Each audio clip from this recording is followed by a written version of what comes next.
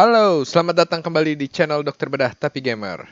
Setelah sekian lama tidak upload video, dikarenakan stres berat internet down, akhirnya saya kembali membuat video.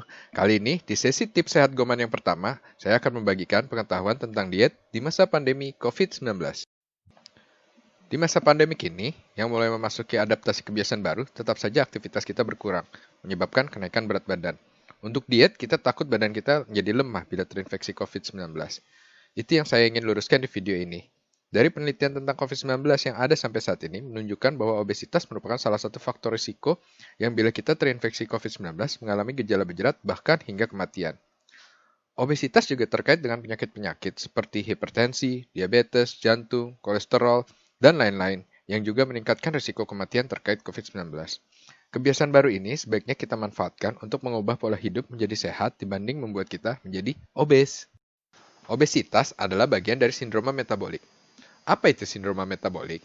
Sindroma metabolik adalah sekumpulan gejala dan penyakit seperti obesitas, gula darah yang tinggi, tekanan darah tinggi, kadar trigliserida yang tinggi, dan kadar HDL atau lemak baik yang rendah, yang saling terkait satu sama yang lain.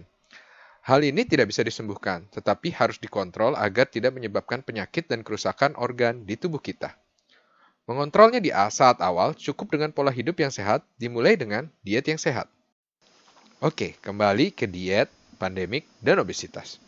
Obesitas atau kegemukan atau gendut menyebabkan gangguan pernapasan. Contohnya, kita lebih sulit bernapas tentu kalau dengan posisi badan yang sangat berlebih. Dan rentan mengidap penyakit jantung, diabetes, gagal ginjal, darah tinggi, kolesterol yang tinggi. Kesemuanya itu dapat menyebabkan gejala berat bila terinfeksi COVID-19. Banyak orang juga membicarakan hubungan gizi dengan daya tahan tubuh. Ya, benar sekali. Saya mencoba meringkas dari satu bab menarik di suatu buku mengenai infeksi.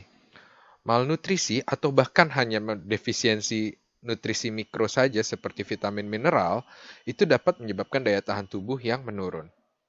Nah, yang menarik, nutrisi berlebih, bahkan obesitas juga menurunkan daya tahan tubuh dan menyebabkan komplikasi seperti diabetes yang juga semakin menurunkan daya tahan tubuh. Jadi sangat penting memperhatikan hal-hal ini saat pandemik. Berikut nutrisi mikro yang dikaitkan dengan daya tahan tubuh, yaitu vitamin A, D, E, C, B6, B12, folat, zat zinc, selenium, zat besi, dan omega 3.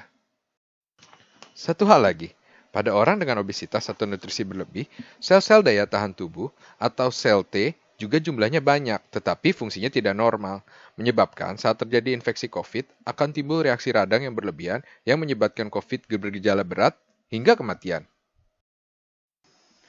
Berikut adalah jenis-jenis diet yang sering dilakukan orang dan terkenal. Kamu bisa mengikuti diet yang mana saja, dan kamu bisa mencarinya di Google. Jadi pada prinsipnya, jumlah kalori yang masuk harus lebih kecil dari jumlah kalori yang keluar. Itu saja yang kamu ingat dalam menjalani diet. Sekian tips sehat dari Goman episode pertama. Dan di video berikutnya, saya akan membagikan bagaimana saya melakukan diet dengan menurunkan berat badan 13 kilo dalam waktu 3 bulan. Bila ada teman-teman yang mau memberikan masukan atau pertanyaan, silahkan tulis di komen, akan saya jawab di video berikutnya. Bye! Terima kasih, subscribe dan like ya videonya, dan follow juga Instagram @wegesukanto.